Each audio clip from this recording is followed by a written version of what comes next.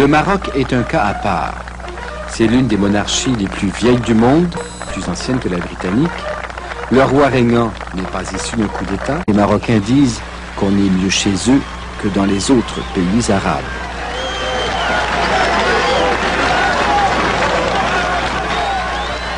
Il est du monde arabe, mais il a tourné son pays vers l'Occident. Où sont partis les bagages? Où sont partis les bagages? Hassan II, c'est une enfance marquée au fer d'une éducation à la française. C'est aussi une enfance passée sous le protectorat français. Désigné prince héritier, il n'a pas encore 20 ans lorsqu'il va en France demander l'indépendance. C'est considéré qu'à la base de tout système diplomatique qui pourra unir le Maroc et la France, il doit préexister comme une condition sine qua non une interdépendance de cœur. C'est celle-là qui conditionnera toutes les autres. En 1956, le Maroc obtient son indépendance. Le peuple voue une affection sincère au roi Mohamed V. Le prince Moulay Hassan sera le complice et l'homme de confiance du roi. En 1961, Mohamed V meurt. Désemparé, il dira plus tard qu'il a dû à la fois enterrer un père et un prince héritier qui ne pensait jamais accéder au trône.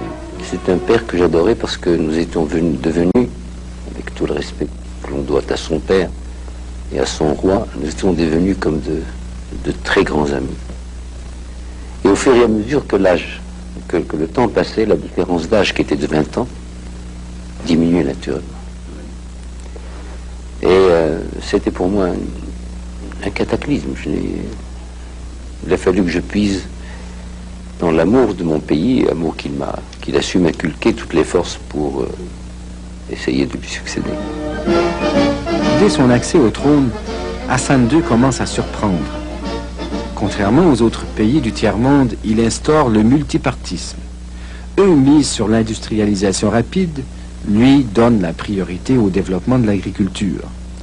Eux optent pour l'économie planifiée, lui pour l'économie de marché. Et puis, alors que le tiers-monde penche vers Moscou, lui tourne le Maroc vers l'Occident, tout en restant un membre actif de la Ligue arabe. Rappelons-nous l'époque. Pourquoi avez-vous fait des choix complètement à l'opposé des courants de l'époque? D'abord parce que j'estime qu'il y a dans ces choix un minimum de culture.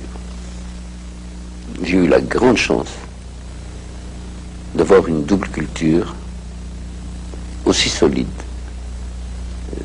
d'un côté que d'un autre. Et grâce à Dieu, c'est cette double culture aussi solide, bipolaire mais aussi solide, dans les deux pôles, qui m'a mis à l'abri. Parce que ceux qui ont choisi n'étaient pas des incultes, je ne dis pas. Non mais, c'est un des éléments. Et ça vous a suivi, ça suit le Maroc encore aujourd'hui, ces deux tendances, oui. L'arabisme. Je voudrais revenir à ça plus tard, mais donc vous avez fait ces choix importants, vous avez mis Au début, ce n'était pas des choix. Quand je n'avais pas de référence à l'époque, je n'avais pas de référence de pays ayant échoué parce qu'il avait choisi le dirigisme. Nous en étions au début. C'était pas un choix en réalité. C'était une sorte d'instinct migrateur qui faisait que j'avais répulsion pour certaines idées et attirance pour certaines autres. Le 10 juillet 1971, grandiose réception pour son anniversaire. Au moment où cette photo est prise, plus d'un millier de cadets de l'armée fait route vers le palais. C'est ce militaire, le général Medbour, qui tente un coup d'État. Hassan II survit miraculeusement à cette tuerie qui se termine dans la confusion. Les funérailles des victimes du coup raté en préparent d'autres. Encore un militaire, le général Oufkir, ministre de la Défense, proche collaborateur de Hassan II, qui mènera lui aussi un autre coup d'État. Un an plus tard, la chasse marocaine, sous les ordres d'Oufkir, tentera d'abattre en vol l'avion du roi qui est de retour d'un voyage en France. Ici aussi, il survit par miracle. Ça fait 20 ans maintenant. Est-ce que vous éprouvez encore beaucoup d'amertume envers la trahison de certains de vos conseillers? certains qui étaient des collaborateurs assez proches. Je pense au général Oufki, mais aux autres aussi. 20 ans plus tard, est-ce qu'on garde... Oui, alors, on ne peut pas... Déjà, quand on est... Tout homme a son double. Nous sommes tous des schizophrènes ou des gens ayant l'ubiquité, mais grâce à Dieu, qu'est-ce que l'équilibre? C'est le fait que nos passions contradictoires n'arrivent pas à l'exacerbation. Nous sommes tous contradictoires les uns avec les autres. Autrement, on s'ennuierait au fond de nous-mêmes. Oui. Alors, il y a l'homme qui a souffert de l'ingratitude. Mais il y a le roi du Maroc qui s'est dit, bon, nous avons essuyé 2 cyclones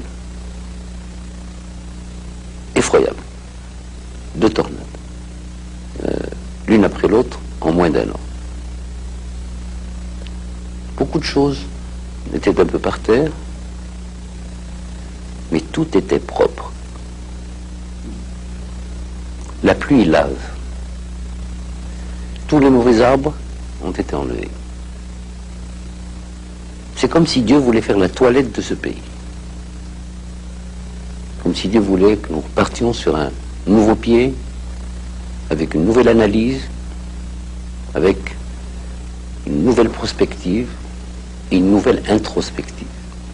Introspective, vous êtes-vous dit, qu'est-ce que j'ai fait de mal ou qu'est-ce que je devrais faire? Qui ne le ferait pas.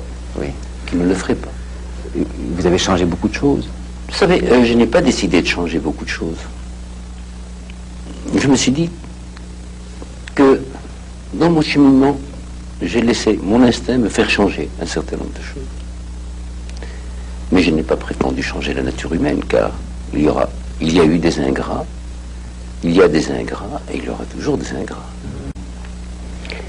J'estime que les meilleures démocraties sont celles qui se mettent à l'abri, tout en étant dans le multipartisme, qui se mettent à l'abri d'un pluralisme échevelé.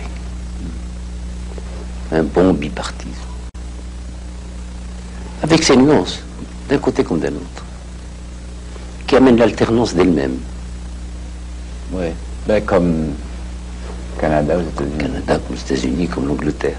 Au Canada, dernièrement, là, il y a une émergence de petits partis régionaux. Enfin, je souhaite que vous... Je ne veux pas m'immiscer dans vos affaires, mais ça faciliterait tellement les choses pour les Canadiens que de revenir à une bonne bipolarisation.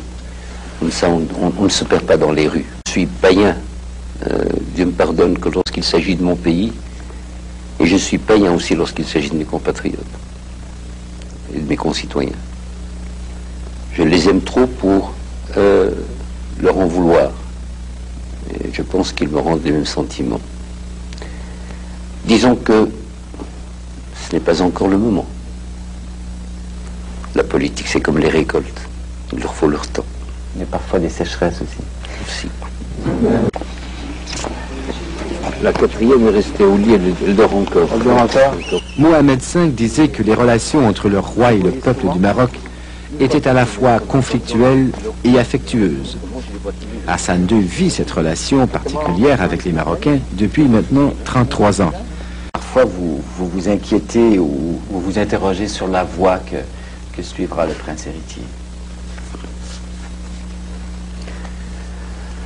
Vous savez, il y a plusieurs écoles dans ce domaine, mais pour celle, lorsqu'il s'agit d'un père, il n'y a qu'une seule école. On est toujours là, attentif, en disant, je souhaite qu'il fasse un bon parcours. Je passe mon temps à lui dire une chose, parce qu'il n'est pas facile de succéder à Mohamed V. Je passe mon temps à lui ressasser cette phrase de Pascal, le style, c'est l'homme. Je lui dis, je n'aurais pas dévié de ce qu'aurait fait mon père, que Dieu ait son âme, mais je l'aurais fait à ma façon. En essayant de singer mon père, parce que je l'aurais singé, je ne l'aurais pas imité. Il avait son style à lui. J'aurais certainement tout raté, je m'excuse du terme. Ce qui est important, c'est le but, la façon éducative et vertueuse. Mais le style, c'est l'homme.